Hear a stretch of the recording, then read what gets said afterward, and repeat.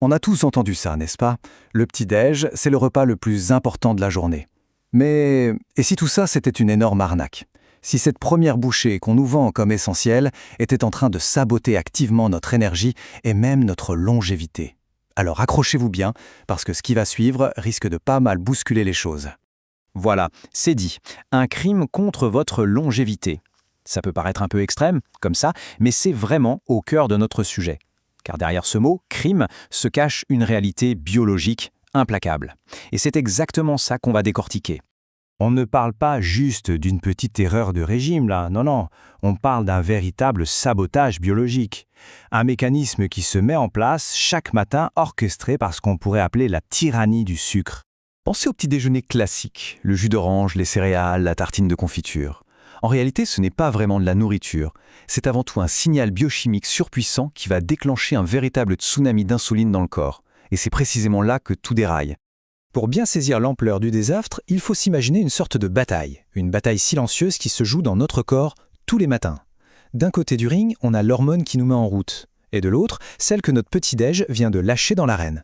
Au réveil, après une nuit entière sans manger, le corps est dans une configuration parfaite. Il est programmé pour aller puiser dans ses réserves de graisse et s'en servir comme carburant. C'est son état optimal par défaut. Et tout ça, c'est orchestré par une hormone clé. Ah, le cortisol, on en entend souvent parler en mal, l'hormone du stress, etc. Mais le matin, c'est notre meilleur allié. Son pic naturel au réveil, c'est ce qui nous donne l'énergie de sortir du lit. C'est lui qui dit au corps « Allez, c'est l'heure, on va chercher l'énergie dans les stocks et on démarre la journée ».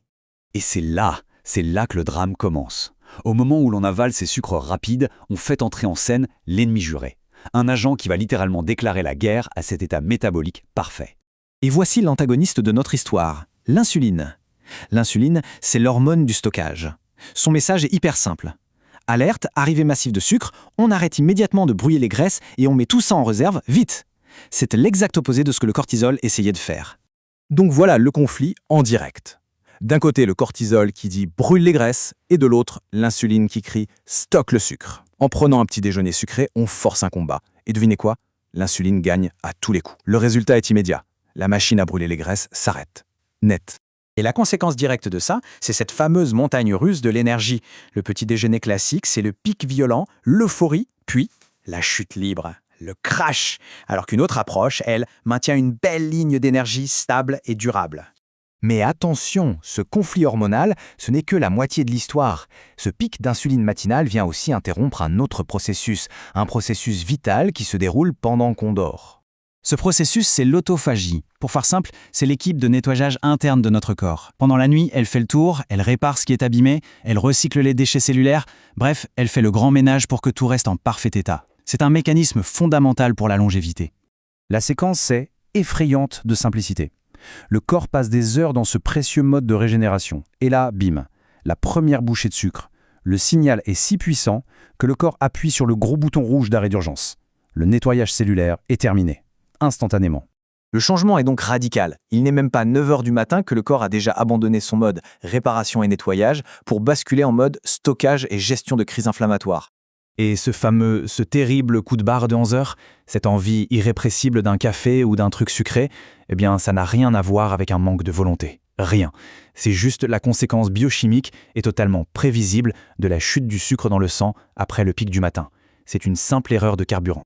Bon, alors comment on sort de ce cycle? La solution, ce n'est pas de manger plus, c'est de manger mieux.